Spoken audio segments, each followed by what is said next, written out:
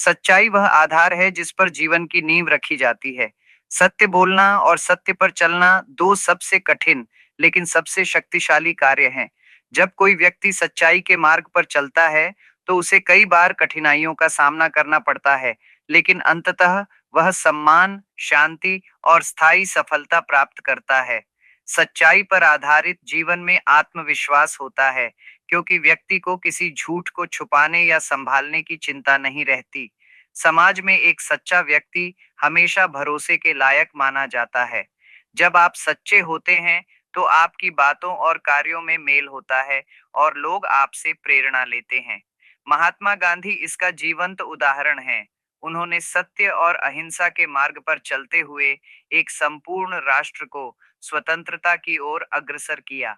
उनका जीवन इस बात का प्रमाण है कि सच्चाई के मार्ग पर चलना कठिन हो सकता है, लेकिन अंततः वही मार्ग शाश्वत सफलता की ओर ले जाता है। सच्चाई से जुड़ने का सबसे बड़ा लाभ यह है कि यह व्यक्ति को मानसिक शांति देती है। झूठ बोलने से अस्थायी लाभ हो सकता है, लेकिन मन में अपराध बोध बना रहता है। सत्य व्यक्ति को भीतर से मजबूत बनाता है। जीवन में जब कोई व्यक्ति सच्चाई के मार्ग पर अडिग रहता है, तो समय के साथ साथ उसका सम्मान और प्रभाव बढ़ता है। इसलिए जीवन में चाहे कितनी भी कठिनाइयां आए, सत्य का साथ कभी नहीं छोड़ना चाहिए। यह दीर्घकालिक ईमानदारी केवल एक गुण नहीं, बल्कि एक जीवन शैली है। यह वह मूल्य है जो व्यक्ति को भरोसेमंद बनाता है। किसी व्यवसाय, रिश्ते या नेतृत्व में सबसे महत्वपूर्ण चीज होती है विश्वास। और यह विश्वास ईमानदारी से ही अर्जित होता है। ईमानदार व्यक्ति कभी भी शॉर्टकट्स का सहारा नहीं लेता। वह मेहनत, पारदर्शिता और नैतिकता के साथ आगे बढ़ता है। ईमानदारी केवल सच बोलना ही नहीं, बल्कि अपने कार्य, व्यवहार और नियत में सच्चाई रखना है। व्यापार में ईमानदारी रखने वाले व्यक्ति भले ही धीमे बढ़ें, लेकिन वे एक स्थायी ब्रांड बन जाते हैं। रिश्तों में ईमानदारी वह पुल है जो आपसी समझ और प्रेम को बनाए रखती है। समाज में भी ईमानदार व्यक्ति को ऊंचा दर्जा दिया जाता है। रामायण में भगवान श्री राम का चरित्र ईमानदारी का प्रतीक है। उन्होंने हर परिस्थिति में अपने वचन का पालन किया, चाहे इसके लिए उन्हें कितना भी त्याग क्यों न करना पड़ा हो। आज के युग में जहां हर कोई जल्दी सफलता चाहता है, वहां ईमानदारी से चलना एक चुनौतीपूर्ण कार्य लगता है, लेकिन दीर्घकालिक सफलता उसी के माध्यम से प्राप्त होती है। यह वह संपत्ति है जिसे न तो कोई चुरा सकता है, न ही खो सकता है। जो रोज थोड़ा थोड़ा लेकिन लगातार प्रयास करते हैं। नियमितता वह शक्ति है जो छोटे प्रयासों को महान उपलब्धियों में बदल देती है। चाहे पढ़ाई हो, अभ्यास, योग, लेखन या कोई अन्य कौशल, अगर आप प्रतिदिन थोड़े समय के लिए भी उसे करते हैं, तो धीरे धीरे उसमें महारत हासिल हो जाती है। महान लेखक, कलाकार, वैज्ञानिक या खिलाड़ी, सभी की सफलता का मूल मंत्र रहा है नियमित अभ्यास। नियमितता व्यक्ति में अनुशासन लाती है। जब कोई व्यक्ति हर दिन एक ही समय पर काम करता है, तो उसका शरीर और मस्तिष्क भी उसी के अनुसार अनुकूल हो जाता है। इससे उत्पादकता बढ़ती है और मानसिक स्पष्टता आती है। उदाहरण के तौर पर, अगर कोई व्यक्ति रोज सुबह 30 मिनट पढ़ाई करता है, तो एक साल में वह लगभग 1800 घंटे का ज्ञान अर्जित कर सकता है। यही समय अगर अनियमितता के कारण बर्बाद हो जाए, तो न तो सीखने की निरंतरता बनेगी और न ही आत्मविश्वास। नियमितता से ही चरित्र बनता है। यह आपकी आदतों को सुदृढ़ बनाती है। जो व्यक्ति अनियमित रहता है, वह अपने कार्यों और लक्ष्यों को लेकर भ्रमित रहता है, जबकि नियमित व्यक्ति स्पष्ट दिशा में बढ़ता है। इसलिए यदि आप सफलता चाहते हैं, तो उसे अपने दिनचर्या में शामिल कीजिए, रोज थोड़ा थोड़ा लेकिन लगातार। अनुशासन वह अदृश्य शक्ति है जो किसी भी सामान्य व्यक्ति को असाधारण बना सकती है। यदि आपके पास सपने हैं, तो उन्हें पूरा करने के लिए अनुशासन को अपनाना अनिवार्य है। अनुशासन का अर्थ है नियत समय पर कार्य करना, अपने वचनों और लक्ष्यों के प्रति प्रतिबद्ध रहना और तात्कालिक इच्छाओं को नियंत्रण में रखना।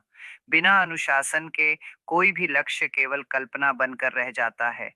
उदाहरण के लिए, यदि कोई विद्यार्थी तय करता है कि वह हर दिन 2 घंटे पढ़ेगा, लेकिन अनुशासन के वह एक दिन पढ़ता है और दूसरे दिन नहीं, तो उसका लक्ष्य अधूरा रह जाएगा।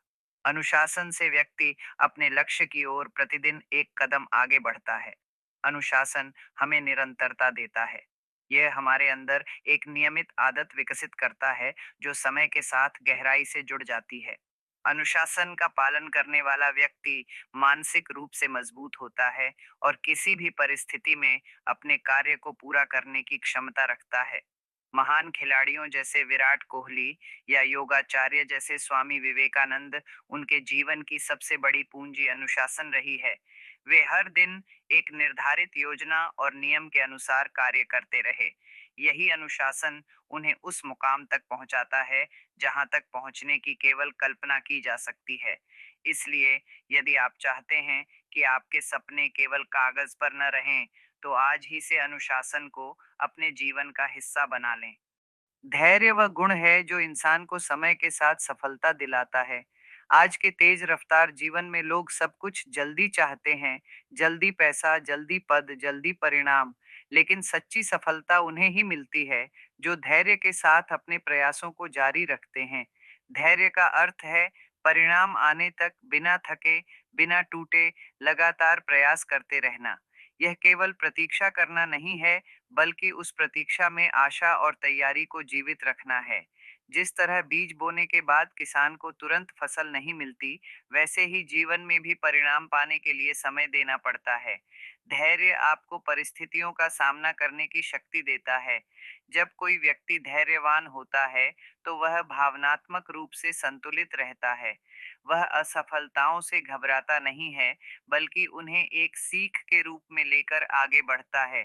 धैर्य जीवन में संतुलन भी लाता है। यह व्यक्ति को प्रतिक्रियात्मक होने से रोकता है। जब हम जल्दबाजी में निर्णय लेते हैं, तो अक्सर गलतियां करते हैं, लेकिन धैर्य रखने से हमें सोचने और समझदारी से कार्य करने का अवसर मिलता है।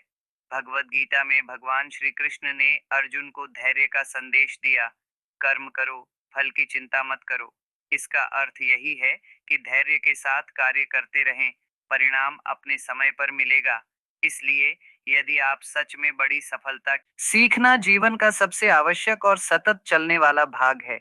एक बार स्कूल या कॉलेज समाप्त हो जाने से शिक्षा नहीं रुकती। वास्तव में असली शिक्षा तो जीवन के अनुभवों, लोगों, चुनौतियों और अवसरों से मिलती है। सीखने की इच्छा ही किसी भी व्यक्ति को आगे बढ़ाती है। जब हम सीखते हैं, तो हम खुद को नए कौशल, विचारों और संभावनाओं के लिए खोलते हैं। दुनिया तेजी से बदल रही है। नई तकनीकें, नए व्यवसाय मॉडल और नए जीवन के तरीके रोज सामने आ रहे हैं। यदि हम सीखना छोड़ देंगे, तो हम पीछे रह जाएंगे। महान व्यक्ति जैसे अब्दुल कलाम, एलोन मस्क या रतन टाटा हमेशा सीखने में विश्वास रखते हैं। वे हर दिन कुछ नया सीखते हैं, अपने विचारों को नया दृष्टिकोण देते हैं। यही उन्हें दूसरों से अलग बनाता है। सीखना केवल किताबों से ही नहीं होता, बल्कि लोगों से, असफलताओं से, आलोचनाओं से और जीवन की छोटी-छोटी घटनाओं से भी होता है। जब हम खुले मन से सीखते हैं, तो हम में विनम्रता आती है और हम दूसरों की बातों को समझने लगते हैं। सीखना व्यक्ति को आत्मविश्वास भी देता है। जब हम किसी विषय में महारत हासिल कर लेते हैं, तो उसका प्रभाव हमारे बोलचाल, निर्णय और दृष्टिकोण में दिखाई देता है। इसलिए हर दिन यह सोचें, आज मैंने क्या नया सीखा। यही सोच आपको जीवन में आगे बढ़ाएगी और स्थायी सफलता दिलाएगी। आलोचना को अधिकतर लोग नकारात्मक रूप में देखते हैं, लेकिन वास्तव में यह एक शक्तिशाली औजार हो सकता है यदि हम इसे सही ढंग से समझें। जब कोई हमें आलोचना करता है, तो वह हमारी कमजोरियों की ओर संकेत करता है, जिन्हें सुधार कर हम बेहतर बन सकते हैं। आलोचना डरने की नहीं, समझने और सीखने की चीज है। कई बार आलोचना हमें बुरी लगती है, क्योंकि हमारा अहंकार उसे स्वीकार नहीं करना चाहता। लेकिन अगर हम अपने मन को शांत रखें और आलोचक की बात को निष्पक्ष रूप से सुने तो हमें कई मूल्यवान बातें मिल सकती हैं। एक अच्छा आलोचक वही होता है जो ईमानदारी से आपकी भलाई चाहता है, और एक अच्छा शिष्य वह होता है जो आलोचना को अपनाकर स्वयं को सुधार लेता है। स्वामी विवेकानंद ने कहा था, कठोर आलोचना को स्वीकार करें क्योंकि वही आपको परिपक्व बनाएगी। इतिहास में सभी महान लोगों को आलोचना झेलनी पड़ी है। गांधी जी को, आम्बेडकर को, यहाँ तक कि भगवान राम और श्री कृष्ण को भी। लेकिन उन्होंने आलोचना को अपने आत्ममंथन का माध्यम बनाया। अगर कोई आपको बार बार बताता है कि आपकी भाषा खराब है, तो इसे अपमान नहीं बल्कि सुधार का अवसर समझें। यदि कोई कहता है कि आप समय पर नहीं आते, तो यह संकेत है कि समय प्रबंधन पर ध्यान दिया जाए। आलोचना आपको आईना दिखाती है, और जब तक आप अपने प्रतिबिंब को नहीं पहचानेंगे, तब तक बदलाव असंभव है। हाँ, यह भी जरूरी है कि कौन आलोचना कर रहा है और किस उद्देश्य से कर रहा है, यह समझा जाए। हर आलोचना को गंभीरता से नहीं लेना चाहिए, लेकिन हर आलोचना को अस्वीकार भी नहीं करना चाहिए। बुद्धिमत्ता यह है कि सही आलोचना से सीखें और बाकी को नजरअंदाज करें।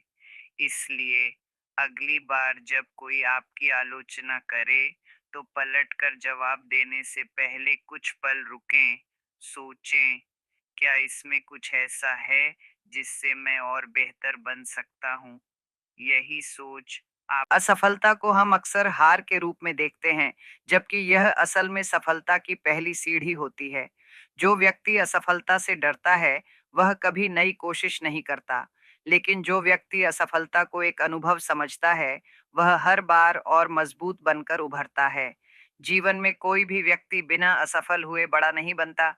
अब्राहम लिंकन कई चुनाव हारने के बाद अमेरिका के राष्ट्रपति बने। थॉमस एडिसन ने 1000 बार बल्ब बनाने की कोशिशें की और असफल हुए, लेकिन 1001वीं बार उन्होंने इतिहास रच दिया। असफलता हमें हमारी कमियों का बोध कराती है। यह हमें बताती है कि कहाँ गलती हुई और क्या सुधारा जा सकता है। यह आत्मनिरीक्षण का अवसर है। यदि हम हर असफलता से कुछ नया सीखें, तो हम लगातार आगे बढ़ते रहेंगे। असफलता का सबसे बड़ा लाभ यह है कि यह हमारे अंदर धैर्य और साहस विकसित करती है। यह हमारे अहंकार को तोड़ती है और विनम्रता सिखाती है। असफलता हमें जीवन का यथार्थ समझाती है और एक परिपक्व सोच विकसित करती है। एक असफल व्यक्ति अगर हार मान लेता है, तो वह वहीं रुक जाता है। लेकिन जो असफलता के बाद भी प्रयास करता है, वह एक दिन सफल होता है। यह प्रक्रिया कठिन होती है, लेकिन यही आपको दूसरों से अलग बनाती है। इसलिए जब भी आप असफल हों, तो उसे अंत न माने। यह एक नया आरंभ है, एक नया मौका, एक नया दृष्टिकोण और एक नया प्रयास। असफलता से डरिए मत, उसे गले लगाइए और कहिए, सेवा केवल बाहरी कार्य नहीं, यह एक आंतरिक भावना है जो मनुष्य को ईश्वर के निकट लाती है। जब कोई व्यक्ति निस्वार्थ भाव से किसी की मदद करता है, तो वह न केवल दूसरों का जीवन बेहतर बनाता है, बल्कि अपनी आत्मा को भी शुद्ध करता है। सेवा वह सीढ़ी है जो आत्मा को उच्चता की ओर ले जाती है। भारत की आध्यात्मिक परंपरा में सेवा को सबसे बड़ा धर्म माना गया है। संत कबीर ने कहा था, सेवा कर फल की इच्छा नहीं रखो। सेवा का वास्तविक अर्थ यही है कि हम बिना किसी अपेक्षा के दूसरों की भलाई के लिए काम करें। सेवा करने से हमारे अंदर करुणा, सहानुभूति और संवेदनशीलता बढ़ती है। यह हमारे अहंकार को कम करती है और हमें सिखाती है कि जीवन केवल अपने लिए नहीं, बल्कि समाज के लिए भी है। जब हम किसी भूखे को खाना देते हैं, किसी वृद्ध की मदद करते हैं या किसी जरूरतमंद के लिए समय निकालते हैं, तो उस समय हमारा मन निर्मल होता है। सेवा का भाव हमारे अंदर विनम्रता लाता है। यह हमें जोड़ता है, दूसरों से, प्रकृति से और ईश्वर से। जब हम सेवा करते हैं, तो हम अपने जीवन का उद्देश्य पहचानने लगते हैं। कई बार हम सोचते हैं कि मेरे पास देने के लिए क्या है, लेकिन सच्चाई यह है कि हर किसी के पास कुछ देने को होता है। समय, मुस्कान, प्रोत्साहन या प्रेम। गुरु नानक देव जी, मदर टेरेसा और विवेकानंद जैसे महान आत्माओं ने सेवा को अपने जीवन का केंद्र बनाया। उन्होंने यह दिखाया कि सेवा का मार्ग व्यक्ति को न केवल बाहरी रूप से महान बनाता है, बल्कि आंतरिक शांति भी देता है। इसलिए अपने जीवन में सेवा को शामिल करें। हर दिन कुछ न कुछ ऐसा करें जिससे किसी और का जीवन बेहतर हो। यही भावना आपको आत्मिक रूप से ऊपर उठाएगी और जीवन को अर्थपूर्ण बनाएगी।